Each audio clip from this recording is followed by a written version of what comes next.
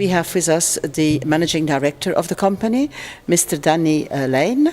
And Mr. Lein, I would like to ask you, you are working with some newspapers in Belgium, aren't you? And what are you doing for them?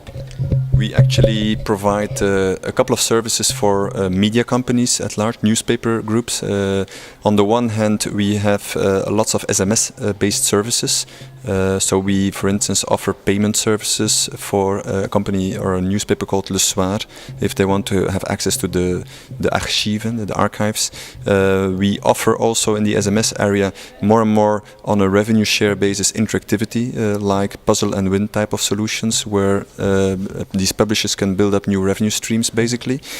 So that is one part of our business. The other part of our business is that we develop actively mobile websites for newspapers, and for instance, for the Corelio group, we have recently launched the Standaard mobile and Het Nieuwsblad mobile. The Standaard, it's a quality newspaper, as we would call it. Het Nieuwsblad is more a popular newspaper. Are these websites on the mobile, do they have success? And when are they used, if you know? Okay, two different questions. So first of all, do they have a success? Definitely, yes, they have a success.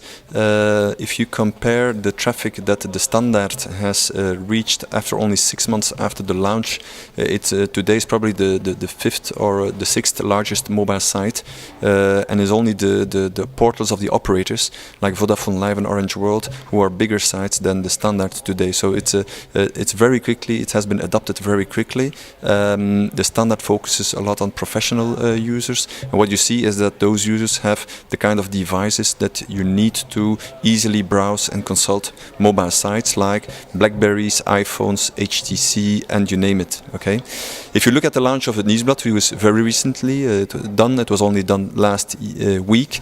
You see that the acceptance level is a little bit different. You see that the devices are different, and you also see that people are trying it out. The audience is quite different. It's not the professionals, it's a broader audience, and it's clear that there's a lot of education still to be done about how can I find it, what will it cost to me, what can I find on it, and that's definitely now a challenge for Het Nieuwsblad, more than for the Standaard, is to educate their audience about the mobile, and also to work with the operators as to, let's say, increase the transparency about this whole area.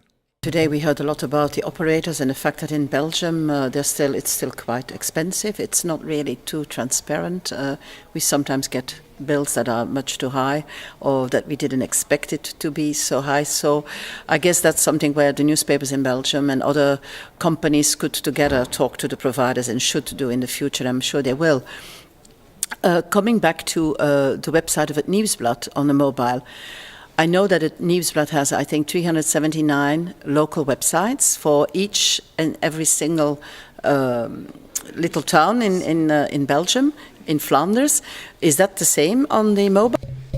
Actually, on the mobile, you have to choose the content that you can bring, and the kind of flexibility that you have to bring, let's say, rather complex sites is not possible today. So the choice has been made to provide very recent regional local news. So if you enter the postal code of a town, you will always have a very recent and even more article. So the whole principle there is that there is every day recent news, even within the last 24 hours, for every single postal code in Belgium. And that is very much, let's say, stressed, or let's say that is coming from the strategy of that newspaper to be very close to the people, to be at the proximity level of the people. One last question, maybe. We had some mobile seminars, and we also had a lot of examples from the UK on the use of QR codes. Okay.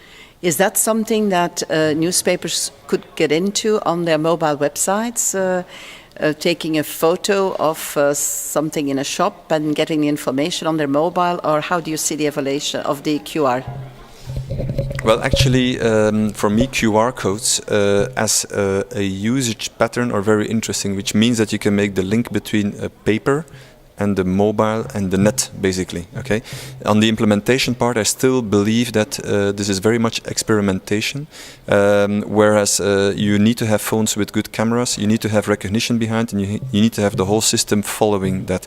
In Belgium market, for instance, you don't see that a lot. You see that a little bit of testing being done in France, you see that in the UK, and in the Belgian market, not yet. I truly believe that linking up, let's say, the real physical world with the virtual world will be done. It will be done with RFID tags, which I believe a lot in, which are, let's say, little sensors that are being put in lots of physical goods and which will be detected automatically by mobile devices. And that is technology that is now being developed in Japan, Korea, and so on. And that means that you do not have to take pictures, you do not have to take an action. The mobile phone will sense that there's something out there, will recognize it, and will get you immediate information out of that. And that is something that I firmly believe, and that will make the difference. That is contactless, it doesn't require any effort, but let's say we're still a couple of years ahead of us when it will come. Thank you very much, and it was a very interesting seminar. Thank you.